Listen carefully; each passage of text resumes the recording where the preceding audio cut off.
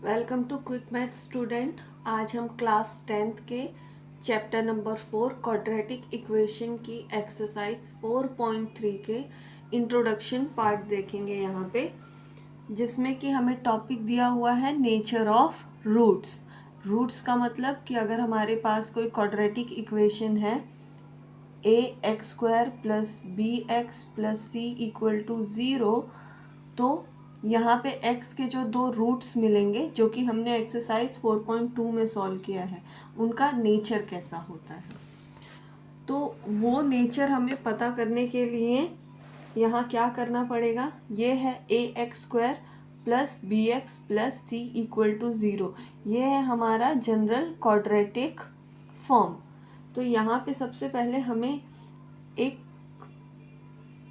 Term find करना पड़ेगा जिसको हम डिनोट करेंगे d से, और जिसका नाम क्या है, डिस्क्रिमिनेंट। जिसको हम d से डिनोट करेंगे। तो इस d की वैल्यू के हिसाब से हम यहाँ पे बता पाएंगे कि यहाँ पे x के सेम रूट्स मिलेंगे या अलग अलग रूट्स मिलेंगे, या रूट्स मिलेंगे भी या नहीं मिलेंगे। तो यहाँ पे जब d हमें फाइंड करना है तो जिसका रूल क्या है, b² minus 4ac, b² minus 4ac। तो यहाँ पे अगर हमारा जो d है वो आता है पॉजिटिव, ग्रेटर देन 0, d की वैल्यू क्या रहेगी, अगर 0 से ज़्यादा रहेगी तो हमें यहाँ पे किस तरह के रूट्स मिलेंगे, तो यहाँ पे हमें 2 रियल और डिस्टिंक्ट रूट मिलेंगे। मतलब हमें x की दो वैल्यू मिलेगी जो कि रियल होगी और क्या होगी, डिस्टिंक्ट, मतलब अलग अलग होगी।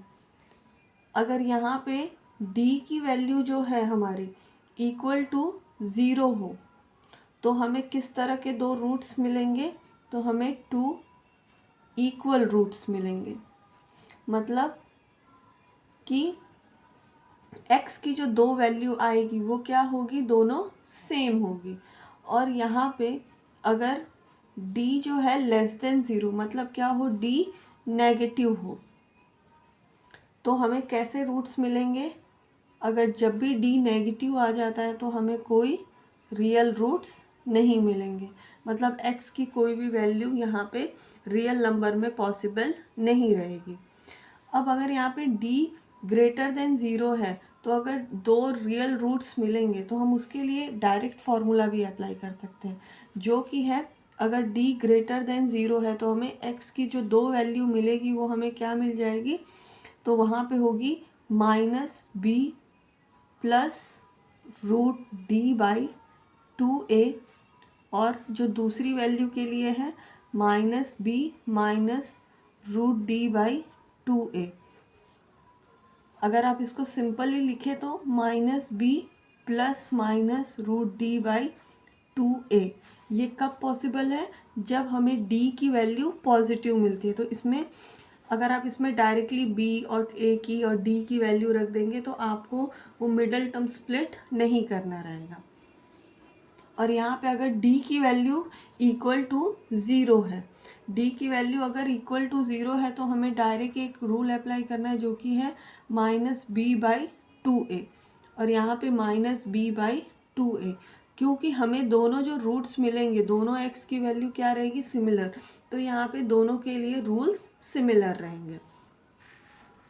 इस क्वेश्चन को, ये टर्म को हम एक क्वेश्चन की हेल्प से समझते हैं। 2x² minus 4x plus 3 equal to 0 मान लीजिए दिया हुआ है। तो यहाँ पे a की वैल्यू हमारे पास क्या है, 2 है, b की वैल्यू -4, c की वैल्यू 3 है। अगर हम इसमें पहले d फाइंड करेंगे तो यहाँ पे d is equals to rule क्या है, b² माइनस 4ac। तो b की वैल्यू है -4², और यहाँ पे 4, a की वैल्यू 2 और c की वैल्यू 3 है। तो -4 का स्क्वायर करने पे हमें क्या मिलेगा, 16। 4 मल्टीप्लाई बाई 2 8, 8 मल्टीप्लाई बाई 3 24, तो यहाँ -24। 16 - 24 -8। तो ये जो 8 है वो क्या है, लेस देन 0 है।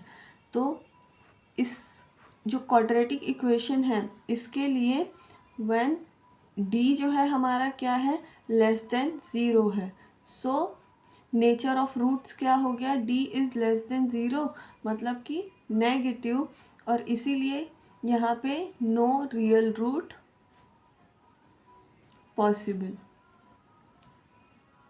तो इसके x का नेचर क्या हो गया कि यहाँ पे कोई भी रियल रूट पॉसिबल नहीं है। तो ये जो एक सिंपल एग्जांपल दिया हुआ है कि आप इसको अप्लाई कैसे करेंगे। अब यहाँ पे क्वेश्चन नंबर 1 में जो कि हमें दिया हुआ है, find the nature of the roots of the following quadratic equation. हमें पहले क्या फाइंड करना है, नेचर फाइंड करना है। मतलब d की वैल्यू के हिसाब से पहले हम नेचर लिख देंगे, और अगर उसका रूट पॉसिबल है तो हम उसे आगे सॉल्व करेंगे। जैसे हमने पिछले एग्जांपल में देखा कि ये d की वैल्यू नेगेटिव आ गई थी, तो उसके रूट्स पॉसिबल ही नहीं थे, इसलिए हमने उसे आगे सॉल्व नहीं किया। तो यहाँ पे लिखा हुआ है if the roots are existing then find them. अब यहाँ पे फर्स्ट क्वेश्चन क्या है, 2x² - 3x + 5 = 0। तो पहले a की वैल्यू 2 है, b की वैल्यू आ जाएगी हमारे पास -3 और c की वैल्यू 5 आ जाएगी। d अब हम फाइंड करेंगे, जो कि हमारे पास d = b² - 4ac। b की वैल्यू हमारे पास -3 का स्क्वायर, यहाँ पे 4, a की वैल्यू 2 और c की वैल्यू 5 है। तो यहाँ पे जो 3 का स्क्वायर करेंगे, -3 का स्क्वायर, तो पॉजिटिव होके 9 हो जाएगा। और यहाँ पे 4 × 2 8, और यहाँ पे 8 × 5 जो कि हो जाएगा 40। तो यहाँ पे माइनस करने पे हमें क्या मिलेगा, 31। अब ये जो 31 है वो क्या है, लेस देन 0 है। सो d इज़ लेस देन 0, तो ये हमें क्या देगा, नेगेटिव। और यहाँ पे हम लिख देंगे नेचर ऑफ रूट्स में कि नो रियल रूट पॉसिबल। क्यों, क्योंकि यहाँ पे जो d की वैल्यू है वो क्या आ जा रही है, नेगेटिव आ जा रही है। अब नेक्स्ट हम क्वेश्चन देखते हैं, जहाँ पे दिया हुआ है 3x² - 4 √3x + 4 = 0। तो यहाँ a की वैल्यू हो जाएगी 3, b की वैल्यू हमें मिलेगी 4 √3, और यहाँ c की वैल्यू हमें मिलेगी 4। d फाइंड करेंगे तो d = b² - 4ac। मैं फॉर्मूला क्यों लिखती हूँ यहाँ पे बार बार, कि अगर स्टूडेंट आप भी बार बार फॉर्मूला लिखने की प्रैक्टिस करेंगे तो वो आपको याद हो जाएगा बिना कोई एफर्ट डाले। तो यहाँ पे d = b का स्क्वायर, मतलब -4 √3 का स्क्वायर, और यहाँ पे 4 3 4। अब ज़्यादातर स्टूडेंट ये रूट देख के घबरा जाएंगे कि इसको हम सॉल्व कैसे करें। तो यहाँ पे क्या है, -4 √3 का स्क्वायर, तो यहाँ पे जो माइनस है वो तो पॉजिटिव हो जाएगा, और यहाँ 4 का स्क्वायर मतलब 16, और यहाँ पे √3 का स्क्वायर मतलब √3 × √3, जो कि हमारा हो जाएगा 3। तो हम इसे मल्टीप्लाई कर देंगे, और यहाँ पे 4 × 3 12, 12 × 4 यहाँ पे आ जाएगा 48, और 16 × 3 जो कि हमारा होगा 48। 48 - 48 हमारा हो जाएगा 0। तो यहाँ पे d की वैल्यू हमें क्या मिली है, 0। और यहाँ नेचर ऑफ रूट्स क्या हो जाएंगे, 2 इक्वल रूट्स हमें मिलेंगे। अब जब यहाँ d = 0 है तो x की वैल्यू फाइंड करने के लिए हमारे पास क्या रूल है, -b/2a, -b/2a। अब यहाँ पे b की वैल्यू हमें क्या मिली है, -4 √3 अपॉन 2a। a की वैल्यू क्या है, 3 है, कॉमा माइनस, और यहाँ पे सेम 4 √3 अपॉन 2 3, और यहाँ पे ब्रैकेट, माइनस माइनस प्लस हो जाएगा, तो 4 √3/2 मल्टीप्लाई बाई 3। मैं इसे मल्टीप्लाई क्यों नहीं कर रही हूँ, क्योंकि हम इसे और रिड्यूस कर सकते हैं यहीं पे, ये भी सिमिलर ही होता जाएगा। 2 को अगर हम 4 से रिड्यूस करेंगे तो यहाँ पे 2 और यहाँ 3 और ये √3, तो यहाँ क्या बचेगा √3। सेम यहाँ पे भी प्रोसीजर हम रिपीट करेंगे, तो हमें जो रूट्स मिल रहे हैं वो क्या मिलेंगे 2√3 और यहाँ पे भी क्या मिलेंगे 2√3। तो जब भी d की वैल्यू इक्वल टू 0 हो तो यहाँ पे 2 इक्वल रूट्स मिलेंगे, जो कि हमारे इक्वल रूट्स क्या हैं, x इक्वल टू 2√3 2√3। और अगर हम नेक्स्ट क्वेश्चन देखें तो हमें नेक्स्ट क्वेश्चन क्या दिया हुआ है, third one, 2x² - 6x + 3 equal to 0। अब यहाँ पे a की वैल्यू हमें मिलेगी 2, b की वैल्यू -6 और c की वैल्यू 3।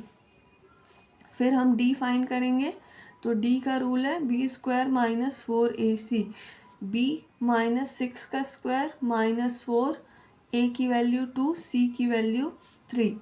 6 का स्क्वायर करेंगे तो 36 -4 मल्टीप्लाई बाई 2 8, 8 मल्टीप्लाई बाई 3 24।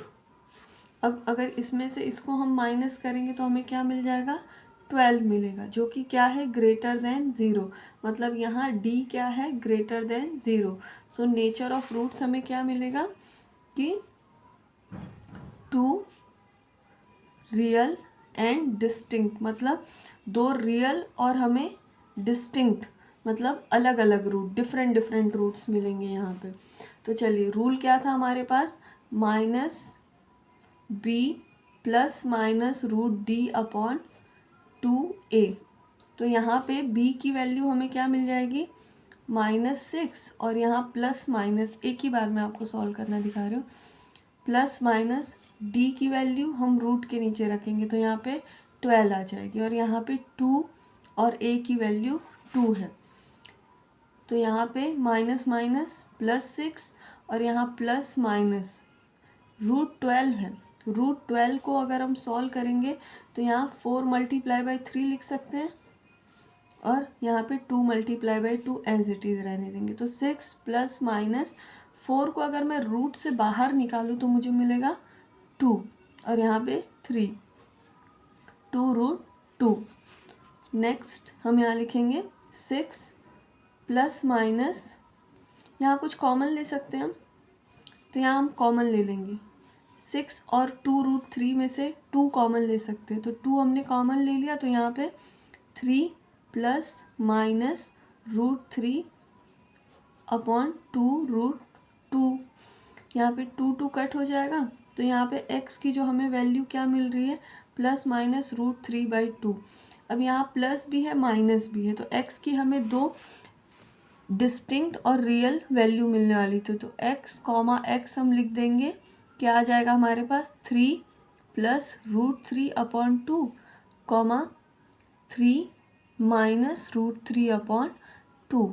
तो जब भी d क्या हो पॉजिटिव हो तो हमें कैसे नेचर ऑफ रूट्स क्या रहेगा, 2 रियल एंड डिस्टिंक्ट रूट मिलेगा। तो यहाँ पे x की हमें 2 वैल्यू मिली, यहाँ पे एक x लिख रहे थे पर यहाँ पे जब प्लस माइनस हम सेपरेट करेंगे तो 2 रूट्स के लिए हम डबल x लिख देंगे। इस x की वैल्यू 3 +√3/2 है और इस x की वैल्यू -3 -√3/2 है। आई होप स्टूडेंट ये क्वेश्चन नंबर 1 आपको समझ आया और नेक्स्ट वीडियो में मिलते हैं नेक्स्ट क्वेश्चन के साथ।